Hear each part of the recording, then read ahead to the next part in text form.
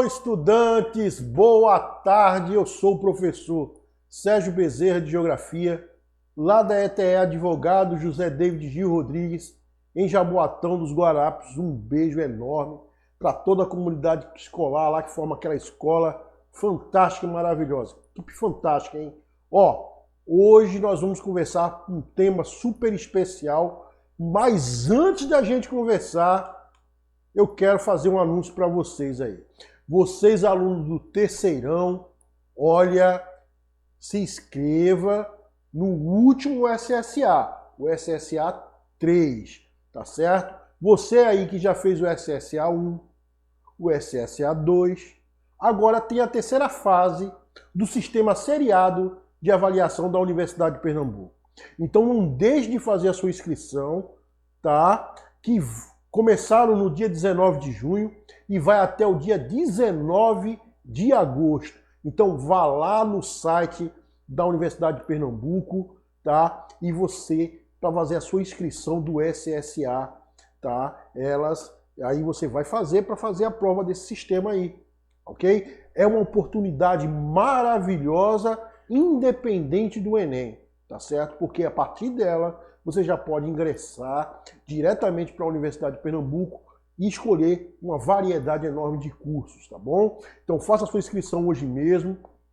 Você vai pagar uma taxa de R$110, tá certo? E as provas serão no dia 19 e 20 de dezembro. Então até lá nós temos uma série de programações interessantes para vocês, inclusive materiais que vão ser disponibilizados para vocês aí na ajuda do SSA. Então, fique ligado nas questões aqui do Educa PE, ajudando você para o SSA. Então, você aí, é só fazer a leitura. Cadê o QR Code? Pronto, olha o QR Code aí, olha o QR Code. Então, coloque o seu celular aí para fazer a leitura do QR Code e você vai baixar o material dessa aula e uma série de produtos, né, de avaliações aí, de fascículos para você ficar antenado com a prova do SSA. Então, independente do Enem, você também tem essa opção para entrar na Universidade do Ensino Superior, tá? O SSA é a Universidade de Pernambuco, junto com o Educa PE, colocando você na universidade, beleza? Bota para mim, vamos lá, vamos trabalhar o tema de hoje. Olha aí, o nosso tema é a hegemonia do capitalismo em consequência da globalização. Assunto do terceiro ano, tá? Globalização, geopolítica, capitalismo e essas relações geoeconômicas, elas são fundamentais, tá? Na prova do Enem e também do SSA. Tá aí, ó, se você quiser me seguir, essa página que eu criei aí é de geografia, a Geotip, você pode seguir a Geotip, tá? No Instagram, e aí você vai ficar antenado com as novidades da geografia, que é uma página que eu construí para vocês aí integrarem com o conhecimento geográfico, tá bom? Então vamos lá, hegemonia do capital em consequência da globalização. A gente já teve uma aula anterior sobre a globalização e eu gostaria de trazer essa notícia aí, olha aí que coisa interessante. Jeff Bezos, o homem mais rico do mundo, decola em viagem espacial. E aí o Jeff Bezos, que é o dono da Amazon, bilionário, o homem mais rico do mundo, foi fazer uma viagem em órbita do planeta Terra. Ok? Quando ele volta, ele dá essa declaração aí, ó.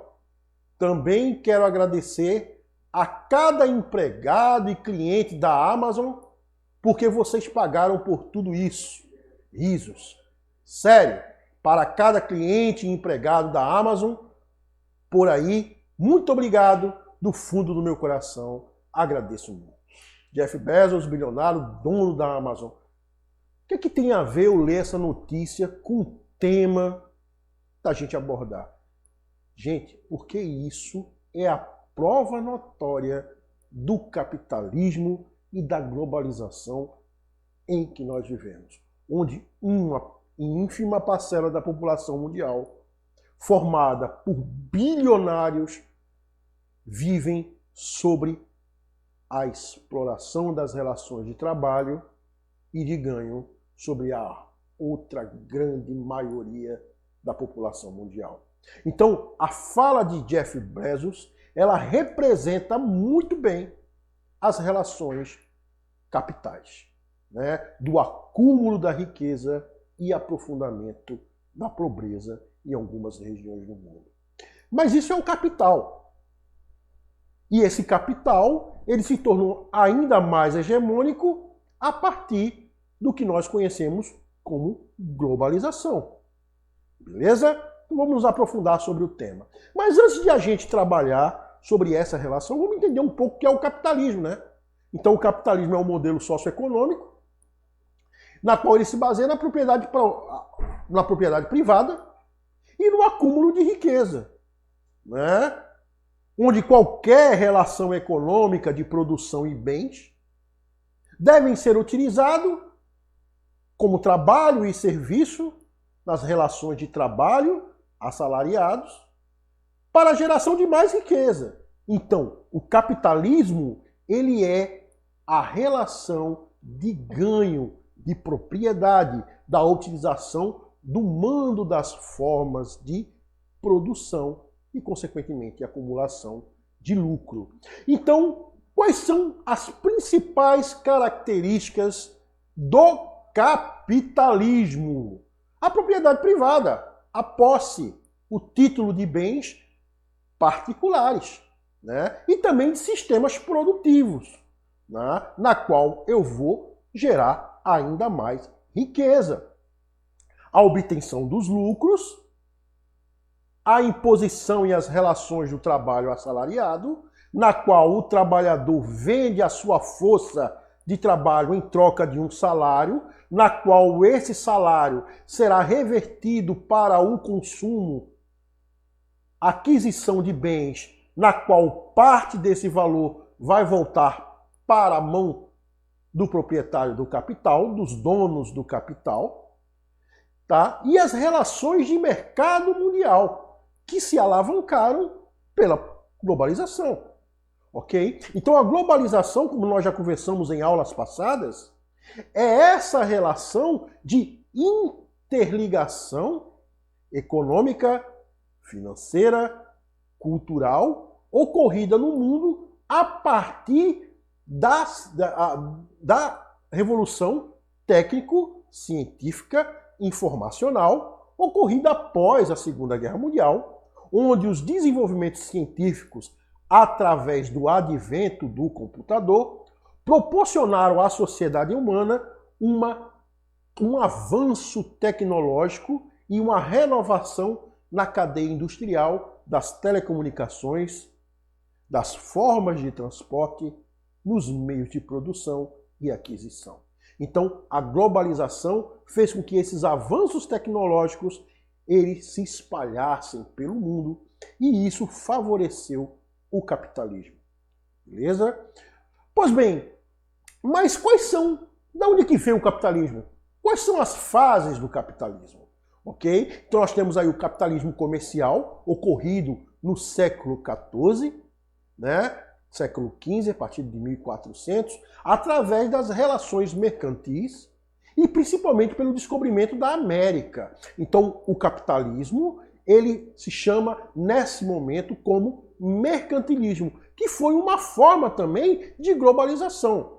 O termo globalização é um termo que surgiu na segunda metade do século passado, né? Então é um termo recente, mas a interligação econômica nas relações de acúmulo de riqueza, de exploração das colônias, se deu a partir do mercantilismo. Tá? Então essa é a primeira fase, também conhecido como pré-capitalismo. Depois nós temos aí o capitalismo industrial, que começa a ocorrer no século XVIII, segunda metade do século XVIII, onde surgem as indústrias, onde mudou-se radicalmente as formas de produção, né? O meio de produção manufatura, onde pequenas famílias e pequenos grupos faziam o produto, foi substituído pelo desenvolvimento científico e o surgimento de máquinas. Então nós temos aí o capitalismo industrial, onde a classe burguesa, né? Migra formando uma classe industrial e surge aí uma renovação nas questões de exploração dos recursos naturais, das relações de trabalho e de produção. Ok? Então, essa fase do capitalismo industrial, ela vai até a Segunda Guerra Mundial. E um dos grandes êxitos do capitalismo industrial é o imperialismo europeu ocorrido na África e na Ásia. Ok? E depois nós temos, após a Segunda Guerra Mundial, com o desenvolvimento das telecomunicações e da revolução técnico-científica e informacional, como eu falei, o capitalismo financeiro. E o que é o capitalismo financeiro? É a integração do capitalismo industrial mais o capitalismo financeiro, bancário, de investimento, especulativos, que só foi possível essa construção mediante as transformações e a evolução da telecomunicação. Então agora as empresas não bastavam apenas acumular o capital, transformando, explorando as relações de trabalho e vendendo os seus produtos. As empresas também agora se tornaram um produto, sendo as suas ações vendidas nas bolsas de valores. E aí surge o capitalismo financeiro, na especulação financeira, dos mercados de bolsa de valores, dos mercados da especulação também imobiliária, nas relações de venda e troca, o que nós iremos nos falar de financeirismo, que é o capitalismo financeiro, ok? Bom, só que essas relações, essas transformações capitais, elas migram e vão se transformando como toda relação social. Então, a partir da década de 70, o capitalismo clássico, ele busca outras modalidades para buscar mais acúmulo de riqueza. Ou seja, novas formas de expansão capital, novas maneiras de relacionar o ganho. Tá? Então, alguns fatores geopolíticos ocorridos na década de 70 e principalmente na década de 90 favoreceram a expansão do capitalismo nessa fase mais recente, na qual nós falamos do capitalismo financeiro. Então, quais foram os fatores? A queda do Muro de Berlim. Né? A queda do Muro de Berlim foi o início do esfacelamento do socialismo soviético, que já estava combalido. Nós já tivemos uma aula sobre isso, procura lá, rastreia aí no YouTube, você vai encontrar aqui no EducaPE. Então a queda do Muro de Berlim, ele começou a pavimentar a ruptura do mundo bipolar. Tá? O fim da União Soviética em 1991 e o esfacelamento definitivo do modelo socialista defendido pela União Soviética. A antiga Rússia, né, que agora nós conhecemos como Rússia. Então veja só. Quer saber mais sobre essa aula? Quer mais assuntos para você estudar? Meu filho, aqui no EducaPE tem. É só... Cadê o QR Code? Olha o QR Code aí. Olha aí o QR Code. É só você colocar o seu celular para fazer a leitura do QR Code. Ela fica rindo ali, ó. Minhas coisas que eu fico falando. Rindo. Danada. Né? Eu gosto dela. Ela fica rindo das coisas que eu falo. Então bota aí o QR Code para você fazer a leitura, tá? Olha aí, ó. Olha aí o QR Code aí, ó. Bonita aí, ó. Olha a danada aí, ó. Você vai baixar o fascículo com essas aulas, o podcast para você escutar, bem legal, tá? E uma série de outros materiais, ó. O EducaPE dá isso para você. Se você não tá com o seu celular, aí na descrição do YouTube tem um link para você clicar, você clica e baixa esse material. Ó, o EducaPE oferece tudo, meu filho, para você estudar. Viu? Então a hora é essa, usa dessas ferramentas e vamos embora, viu? Então vamos voltar lá. Maravilha. Olha aí. Então veja só. O fim da União Soviética, tá, da antiga União Soviética, ruim com o modelo socialista. Acabou-se o modelo socialista. Agora o capitalismo vai correr solto. Logicamente, a Guerra Fria também acaba, não há mais um mundo bipolar. Né? Vamos ver aí o mundo unipolar que nós já falamos em outra aula também.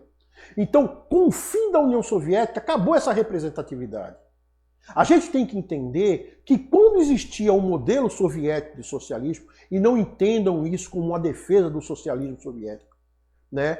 Ele servia como um peso, um freio ao avanço mais voraz do capitalismo.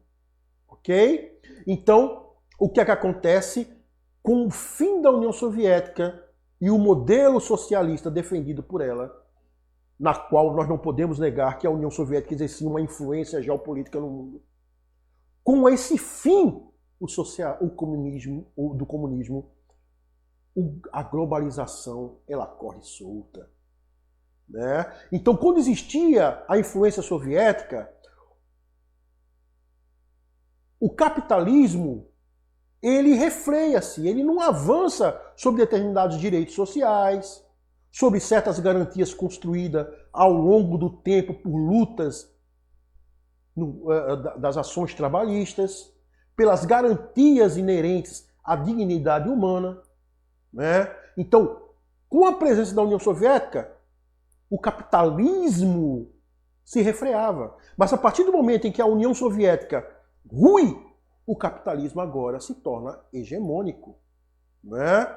Então, começou-se a surgir dali blocos econômicos para relações comerciais. E esses blocos econômicos se tornaram fundamentais para as relações de globalização.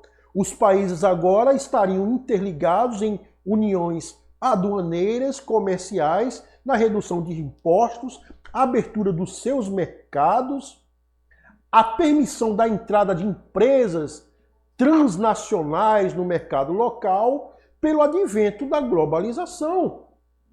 A globalização, como bem sabemos, ela integrou o mundo numa relação de produção, consumo e também exploração.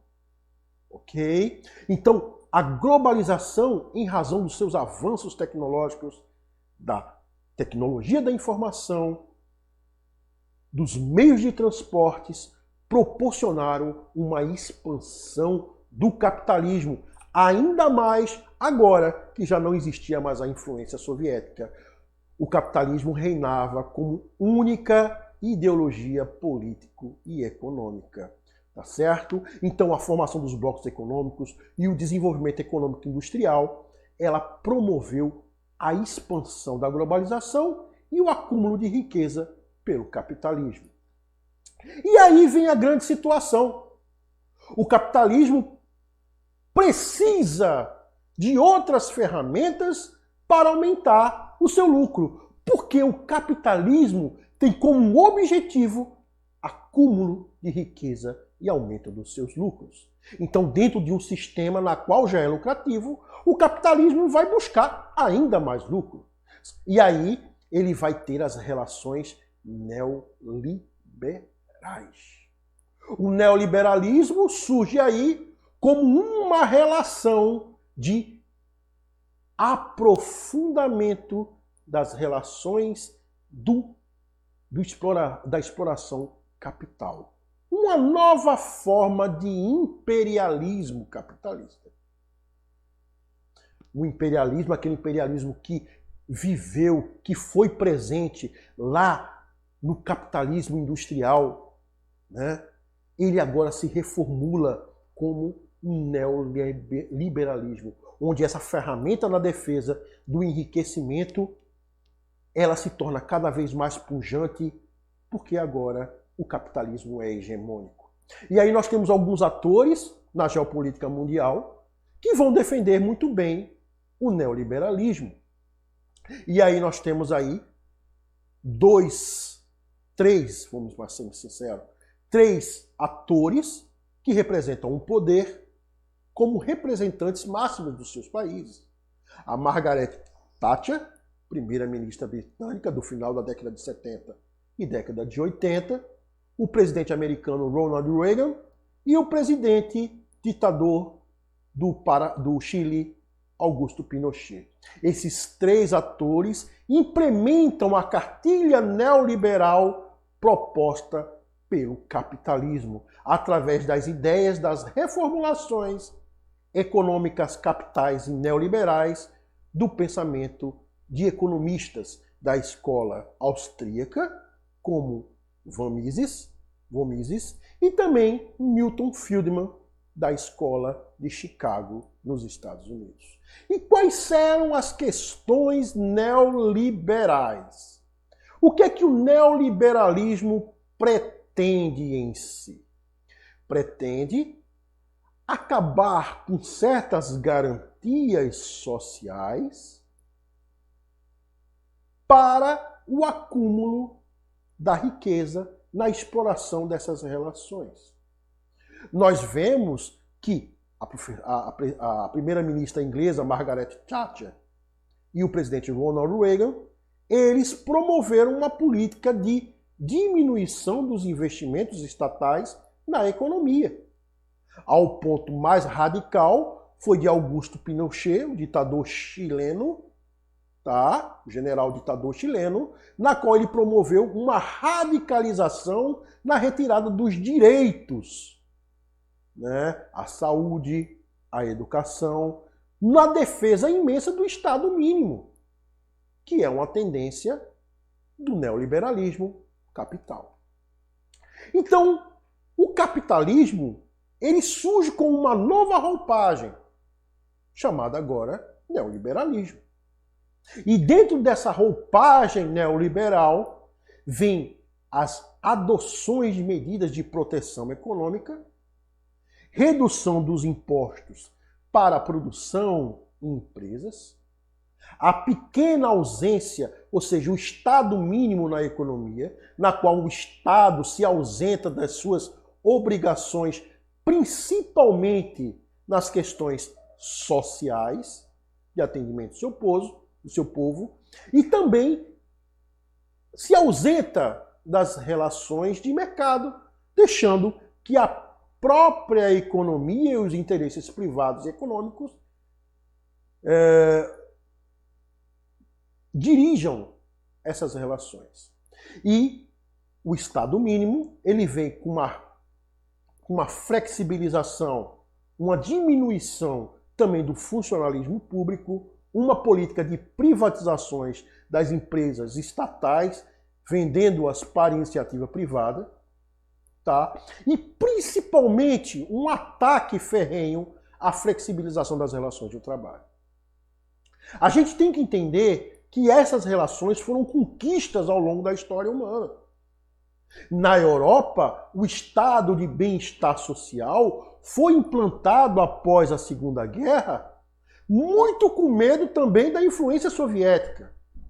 A Segunda Guerra Mundial, ela trouxe destruição, morte e um desequilíbrio socioeconômico radical na Europa, na qual a reconstrução da sociedade europeia pós-guerra, ela foi colocada dentro também dessa consolidação a imposição, a construção de um estado de bem-estar social, na qual aqueles países deveriam valorizar e respeitar direitos conquistados, dando poder de escolha, de atuação do mercado também da sua população, onde ela tinha emprego e poder de compra, com salários. Então, salários bem, vamos dizer assim, satisfatórios para se bem viver. E essa política, após o fim da União Soviética, ela começa a ser ameaçada. Então, a cartilha neoliberal, ela visa a desconstrução dessas relações econômicas e sociais, aprofundando as desigualdades, que é uma questão também inerente da globalização. Então, com a hegemonia do capitalismo, essas ações neoliberais começam a ganhar corpo. E como nós temos agora o desenvolvimento técnico-científico e informacional proporcionado pela globalização, onde as distâncias temporais elas se tornaram menores, né? O neoliberalismo começa a alavancar. Tá? Então, o consenso de Washington, uma cartilha neoliberal, proposta por essa renovação capital, ela começa a ser formulada por economistas como regras, né, de diminuição do Estado, política de baixo investimento, principalmente para países da América Latina e em desenvolvimento. Bom, gente, essa é a relação do capitalismo hoje, ok? Espero que vocês tenham gostado da aula. Um beijo grande e qualquer coisa a gente conversa por aí. Beijo, até mais, valeu!